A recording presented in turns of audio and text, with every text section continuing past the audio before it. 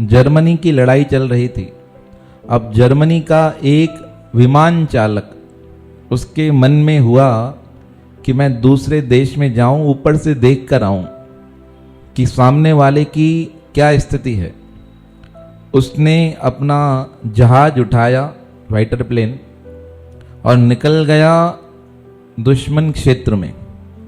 अब दुश्मन के क्षेत्र में गया तो दुश्मनों ने देखा कि जहाज आ रहा है जर्मनी का, तो उस जहाज पर निशाना लगा के तोप से एक गोला लगाया, और गोला आके लगा किस पर? उस वाहन पर, विमान पर लगा। जैसे ही विमान पर लगा तो विमान के दोनों इंजन बंद हो गए।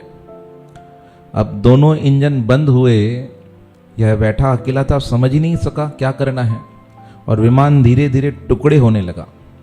जैसे ही टुकड़े होने लगा, वो विमान आकर गिरा समुद्र में।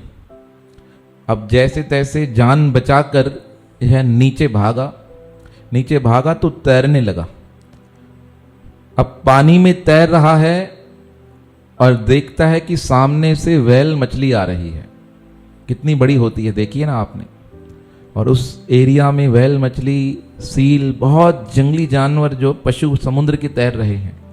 अब ऐसी जगह गिरा, पैर से खून बहने लगा।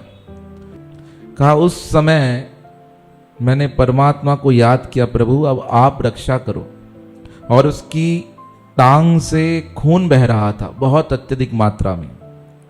अब कहा खून बह रहा है, तैरने की शक्ति नहीं, निकलने की ताकत नहीं, कौन बचाए?